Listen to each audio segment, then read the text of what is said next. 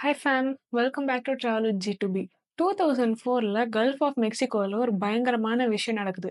Gulf of Mexico எங்க இருக்குன்னா, north அமெரிக்காவோட சவுத் ஈஸ்டர்ன் கோஸ்ட்ல தான் வந்து கல்ஃப் ஆஃப் மெக்சிகோ இருக்கு. சரி, அங்க என்ன நடக்குதுன்னா, ஒரு பயங்கரமான ஒரு சூறாவளி காத்து வீசுது. அது பேர் வந்து இவான், அதாவது ஹரிகேன் இவான் அப்படின்னு சொல்லுவாங்க. இந்த சூறாவளி என்ன பண்ணுதுன்னா, கடலுக்கு அடியில பல்லாயிரம் வருஷமா மூடி கடந்த ஒரு விஷயத்த ரிவீல் பண்ணுது. அது வந்து டைட்டானிக் மாரி ஒரு கப்பலும் இல்ல, அட்லாண்டிஸ் மாரி ஒரு சிட்டியும் இல்ல. இத வந்து யாரும் கொஞ்சம் கூட யோசிச்சு பார்த்திருக்க மாட்டாங்க. அது என்னதுன்னா, ஒரு காடு. அந்த காடு எப்படி கடலுக்குள்ள மூழ்கி இருக்கும்? அதோட இந்த காடு இருக்கிற விஷயம் எப்படி யாருக்கும் தெரியாம இருந்தது இவ்ளோ வருஷமா? இன்னைக்கு நம்ம வீடியோல இந்த அண்டர் வாட்டர் ஃபாரஸ்ட் பத்தி தான் நம்ம டீட்டெயில்டா பார்க்க போறோம். அதாவது இது வந்து பல்லாயிரம் வருஷமா மூடி இருக்குன்னு சொன்னேன்ல, அது வந்து கிட்டத்தட்ட எவ்வளோனா 60,000 வருஷம் வந்து கடலுக்கு கீழ வந்து அது பிரிசர்வ் ஆயிருந்திருக்கு. சரி வாங்க, நம்ம வந்து வீடியோக்குள்ள போலாம். செப்டம்பர் 2004 வந்து ஒரு பயங்கரமான சூறாவளி காத்து வீசுது. அது பேர் என்னதுன்னா ஹரிகேன் இவான். இதுக்கு வந்து கேட்டகரி 3ன்னு குடுக்குறாங்க. அதாவது இது ஒரு பவர்ஃபுல்லான ஹரிகேன் அப்படின்னு சொல்றாங்க. இந்த சூறாவளியால என்ன நடக்குதுன்னா, நிலச்சரிவு நடக்குது, அப்புறம் ஃப்ளட் வருது, அதுக்கப்புறம் பயங்கரமான காத்து அடிக்குது. இது மட்டும் இல்லாம ஓஷன் ஃப்ளோர் இருக்குல்ல, அதுல இருக்கிற மண்ணும் வந்து இது வந்து அடிச்சிட்டு போக ஆரம்பிக்குது. அப்பதான் வந்து பல்லாயிரம் வருஷமா மூடி கடந்த ஒரு விஷயம் வந்து எல்லாருக்கும் தெரிய வருது. இதெல்லாம் எப்படி கண்டுபிடிக்கிறாங்கன்னா, இந்த புயல் கடந்த அப்புறம் வந்து இந்த டைவர்ஸ்லாம் இருப்பாங்கல்ல, அவங்க வந்து வழக்கம் போல வந்து டைவ் பண்ண ஸ்டார்ட் பண்றாங்க.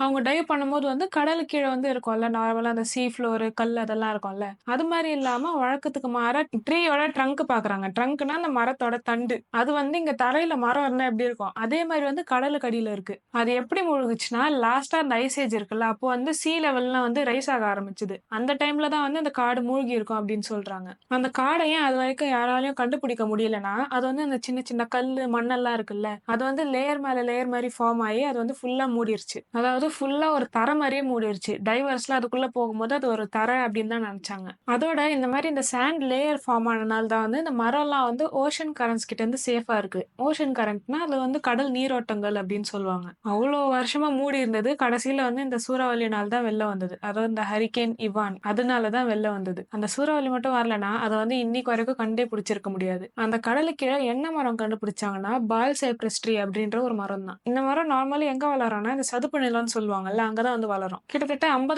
60,000 வருஷத்துக்கு முன்னாடி வந்து சீ லெவல்லாம் வந்து ரொம்ப கம்மியா இருந்தது. அதாவது இப்ப மரம் இருக்குல்ல, அந்த இடம் வந்து ட்ரையா இருந்தது. அது மட்டும் இல்லாம அங்க பிளான்ட்ஸ், அனிமல்ஸ் அதுக்கப்புறம் ரிவர்லாம் கூட இருந்தது. அதுக்கப்புறம் கிளைமேட் மாறினோனே, அதாவது ஐஸ் ஏஜோட எண்ட் சீ லெவல் வந்து இன்கிரீஸ் ஆக ஸ்டார்ட் ஆச்சு. அதுக்கப்புறம் வந்து அந்த காடு வந்து ஃபுல்லா மூழ்கிருச்சு. அதுக்கப்புறம் அது வந்து மண்ணு கவர் பண்ணிருச்சு. இது வந்து ஒரு சின்ன பகுதி மட்டும் இல்ல. இது எவ்ளோ ஏரியானா 100 ஸ்கொயர் மைல்ஸ், அதாவது 259 ஸ்கொயர் கிலோமீட்டர். ஸ்கொயர் ஃபீட்ல சொல்லணும்னா 2.78 பில்லியன் ஸ்கொயர் ஃபீட். அதாவது இது ஒரு எக்கோசிஸ்டம், அதாவது ஒரு சின்ன சிட்டினே சொல்லலாம். கடலுக்குள்ள வந்து ஃபுல்லா மூழ்கிருச்சு. சரி, நீங்க வந்து இந்த ஃபாரஸ்டோட ஏரியாவை கேட்டு ஷாக் ஆயிருப்பீங்க. இப்போ வந்து இந்த ட்ரீயோட ஹைட் என்ன தெரியுமா? 60 ஃபீட் ஹைட்டாம். அதாவது ஐஸ் ஏஜ் பீரியட்ல இது வந்து ஒரு ஜெயண்ட்னே சொல்லுவாங்களாம். அதாவது அவ்ளோ ஹைட்டா வளர்றனால ஜெயண்ட்னு சொல்றாங்க.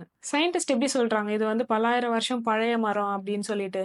இதுக்கு யூஸ் பண்ற மெத்தட் தான் வந்து ரேடியோ கார்பன் டேட்டிங். அத யூஸ் பண்ணி தான் வந்து இந்த மரம் 50,000 60,000 இயர்ஸ் ஓல்டா இருக்கும் அப்படின்னு சொல்லிட்டு டிட்டர்மைன் பண்றாங்க. அந்த லேயர்ஸ் ஆஃப் சாண்ட் ஃபார்ம் ஆச்சுல்ல, அதனால தான் வந்து அந்த மரம் வந்து பிரிசர்வ் ஆயிருக்கு. அது நல்லா பிரிசர்வ் ஆனனால தான் இப்போ இருக்கிற சயின்டிஸ்ட்னால அத பத்தி படிக்க முடியுது. அது என்ன படிக்கிறாங்கன்னா, அந்த காலத்துல கிளைமேட் எப்படி இருக்கு, எப்படி எப்படிலாம் சேஞ்சஸ் ஆகி இப்படி மாறி இருக்கு. அதோட இது வந்து ஒரு சயின்டிபிக் விண்டோ அப்படின்னு சொல்றாங்க. அதாவது பாஸ்ட்ட வந்து எட்டி பார்க்கலாம் அந்த மாதிரி. அந்த ஃபாரஸ்ட் வந்து ஒரு நினைவு சின்னம் அப்படி மட்டும் இல்லாம, அது வந்து ஒரு லிவிங் சிஸ்டமா இருக்கு. அதாவது அந்த கடல்ல இருக்க நிறைய உயிரினங்கள் இருக்குல்ல, அதுக்கு வந்து இது வந்து ஹெல்ப்ஃபுல்லா இருக்கு. ஃபார் எக்ஸாம்பிள் ஷிப் வர்ம்ஸ்னு ஒண்ணு இருக்கு. அது வந்து வுட்ட சாப்பிடும். அதுக்கப்புறம் வந்து நிறைய ஃபிஷ் வந்து இந்த மரத்த ஷெல்டரா யூஸ் பண்ணுது. அதாவது அதோட வீடா யூஸ் பண்ணுது. அதாவது இந்த காடு வந்து அண்டர் வாட்டர் எக்கோசிஸ்டமாவே மாறிடுச்சு. அதாவது ஒரு காலத்துல வந்து நிலத்துல இருந்தது, இப்போ வந்து கடலோட எக்கோசிஸ்டமா மாறிடுச்சு. எவ்வளவு ஆச்சரியமா இருக்குல்ல. நேச்சர் வந்து என்விரான்மெண்ட் எப்படி மாறினாலும் வந்து அது வந்து அதை அடாப்ட் பண்ணிக்குது. சயின்டிஸ்ட் வந்து ரேடியோ கார்பன் டெக்னிக் மட்டும் யூஸ் பண்ணாம வேற எப்படி எப்படிலாம் ஸ்டடி பண்றாங்கன்னா, இந்த ட்ரீயோட ரிங்ஸ், அதுக்கப்புறம் வுட் சாம்பிள்ஸ் இதை வச்சு பாஸ்ட்ல என்னென்னலாம் நடந்திருக்கும்,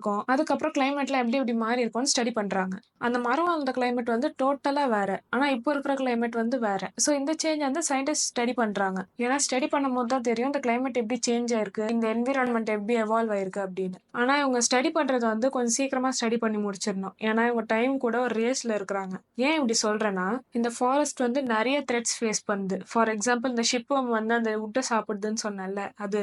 அதுக்கப்புறம் இந்த ஓஷன் கரண்ட்ஸ்ல வந்து அந்த மரம் கொஞ்சம் கொஞ்சமா அடிச்சுட்டு போகும். ஏன்னா, இப்ப வந்து சாண்ட்ல இருந்து அது வெளில வந்துருச்சு. ஸோ, அந்த மரம் வந்து இன்னும் ரொம்ப டேஞ்சர்ல இருக்கு. ஆக மொத்தத்துல இந்த ஃபாரஸ்ட் வந்து மொத்தமா அழியறதுக்கு வாய்ப்பு இருக்கு. ஸோ, அது அழியறதுக்குள்ள தான் வந்து அந்த சயின்டிஸ்ட்டால அத ஸ்டடி பண்ண முடியும். ஸோ, இந்த அண்டர் வாட்டர் ஃபாரஸ்ட்ல வந்து சும்மா ஒரு மரத்த மட்டும் நம்ம பார்க்கல. இது வந்து ஒரு பாஸ்ட்டுக்கு விண்டோவும் கூட. ஒரு காலத்துல நல்லா பயங்கரமா ஹைட்டா செம்மையா இருந்த மரம், இப்போ வந்து கடலுக்கு கீழ வந்து ரொம்ப அமைதியா இருக்கு. இது வந்து ஒரு எக்ஸாம்பிள் மாரி. நம்ம வேர்ல்ட் வந்து எப்படி சேஞ்ச் ஆயிட்டே இருக்குன்னு. அதாவது ஒரு லேண்டா இருந்தது, இப்ப வந்து ஒரு சீயா இருக்கு. அதோட வந்து ஒரு காடே வந்து கடலுக்குள்ள மறைஞ்சிருக்கு. இது மட்டும் இல்லாம இந்த மாரி நம்ம பாஸ்ட்ல இருந்து கத்துக்க வேண்டிய விஷயம் நெறைய இருக்கு. அதோட நம்ம வந்து இந்த வீடியோட எண்டுக்கு வந்துட்டோம். இந்த வீடியோ உங்களுக்கு புடிச்சிருந்தா லைக் பண்ணுங்க. மறக்காம எங்க சேனலுக்கு சப்ஸ்கிரைப் பண்ணுங்க. See you on the next video. Until then, bye.